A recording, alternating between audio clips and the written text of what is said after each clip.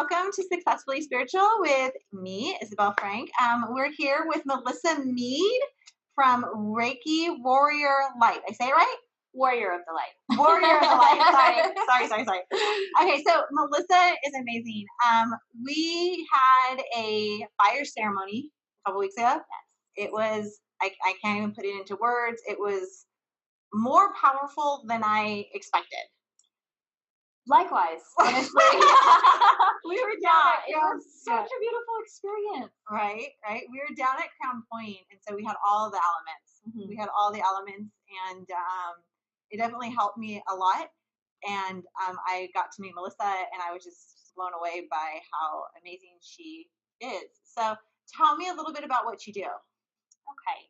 So I am a Reiki master teacher. Mm-hmm. So I do Reiki energy healing, as well as I'm certified in shamanism. So I'm a shamanic practitioner, which is combining elemental and earth medicine in with the energetic healing as well. So what that really means to me is calling in a whole huge team of guides. Wow. So really just bringing in not just personal guides, but ascended masters and archetypes and animal spirits and whomever is a part of our team that we often can go overlooked.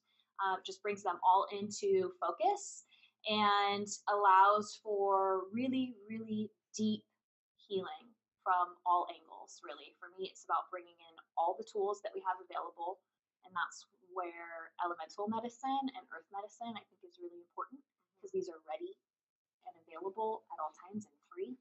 Right. So yeah, it's about really understanding how much we have at our fingertips for our own healing. So being a shaman, can I call you that?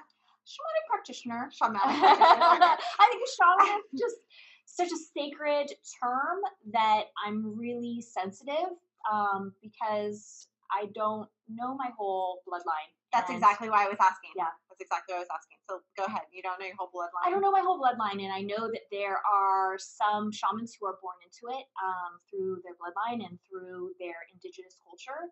And there are others who have been initiated into it through a specific culture. So be it South American, Peruvian, or there's shamanism all over the world.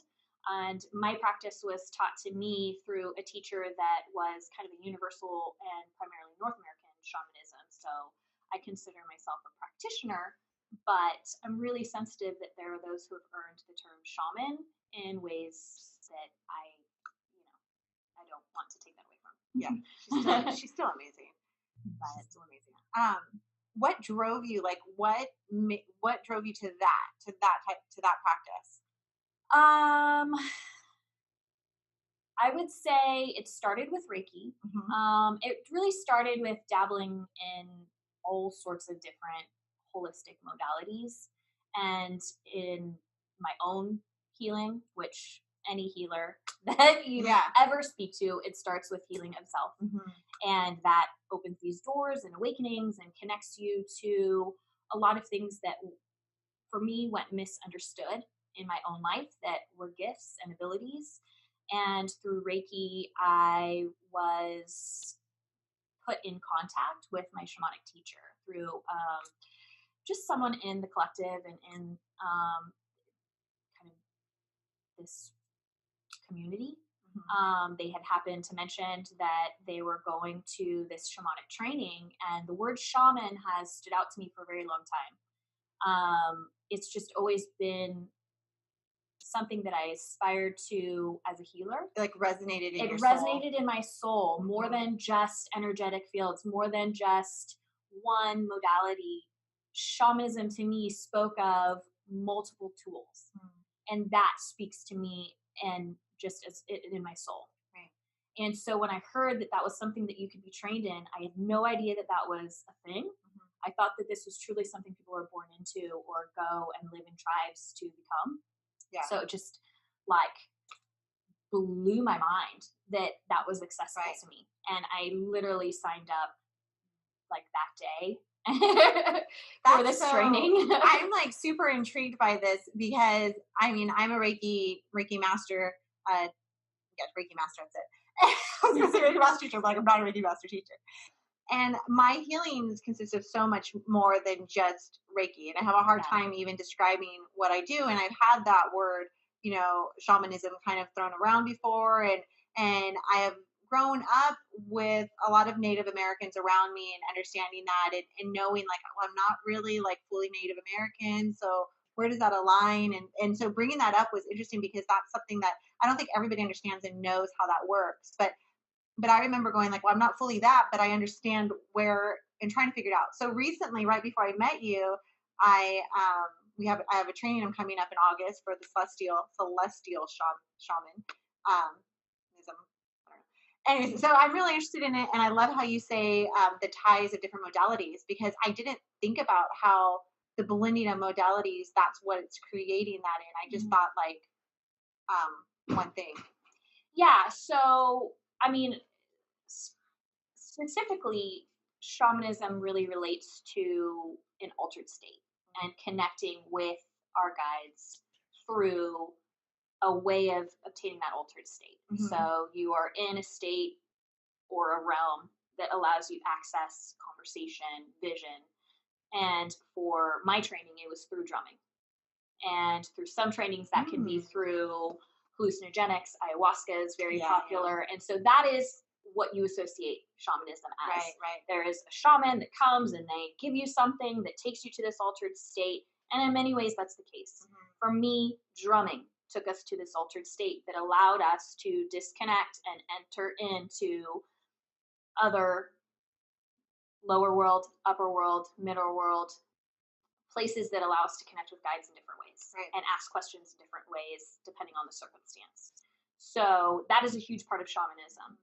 And that is what most people think of when they think of shamanism.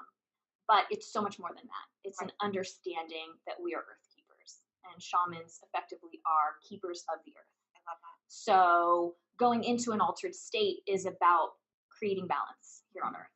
It's about understanding what tools we need to effectively have that balance, or to cut the cords to create that balance, or to bring us closer to understanding in this present.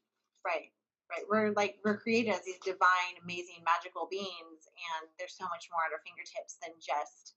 It's like, right, we're all created to be this unity, to be this one, and to bring this healing in, and there's so much more like at our fingertips than just like what you do. Yeah, exactly, and understanding that our ancestors carry that knowledge. Right. So we might be the earth keepers, but they're the wisdom keepers. And connecting with them is vital to our understanding. Yeah. That's like the best. I want that as a t-shirt. Like, what was that? We're the earth keepers, but they're the wisdom keepers. That's awesome. Yeah. That's amazing. So yeah, it's about, effectively being able to lend that knowledge forward. Yeah. So what is one thing that you would say to like I know we're going to wrap it up soon, but what is one thing that you would say as far as like your heart? Like, what is your one heart passion that you would say, like, if anything, I want people to understand this? If anything, I want people to understand that everything we need is from within. And we hear this all the time. It's something that I think is very easily put into a cliche box, because it's being regurgitated a lot right now because consciousness is being awakened right now. And so that when we come to this realization, it's what we want everyone to know and understand. But it is the truth. It is within. And when we call ourselves healers, it's not because these tools that I have available are these magic potions that are going to make everything right again. It's because we're here to help you find that light within and bring it forth. And for me, that is my true calling, is to really help connect the dots.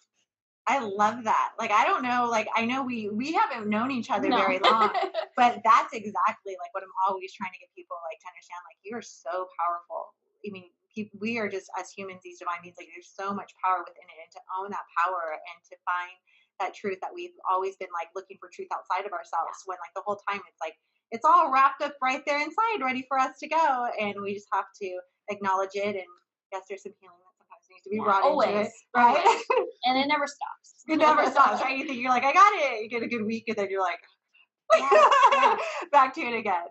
So how could people get in touch with you? they can get in touch with me through my social media outlets. They can get in touch with me through my website, or they can just call me direct. Okay, and your website is? It's so my website is warriorofthelight.org, and where a lot of confusion comes in with my business name is my social media handle, and that is reiki.light.warrior, and that's because Warrior of the Light was already taken. Okay. So. Yeah, so check her out. And you do classes. You do teach classes, correct? Yeah, so I have an online program that's a 3-month program. It's more of a coaching program, specifically tailored towards empaths, and really kind of understanding that skill set, and balancing their energetics, and creating healthy boundaries. So there's that. That's definitely needed. Yeah. We're gonna have to do a whole nother topic on that one. Yeah, that's needed. So definitely coaching, and then Reiki as well. That's a space that I'm moving into being more comfortable in. Is I find myself being more of a teacher than I was ready for, I think, in a lot of ways, and it's what I enjoy the most, because for me it's about just having the knowledge, right, to be confident. It took me a long time to step into that too. That's really great. Well, that's Melissa Meade. She's amazing. I highly recommend her. And I'll keep you guys updated on some classes. I will attach the little link on the bottom for her website and how to find her. And that's it. So we'll talk to you guys later. Bye. Bye.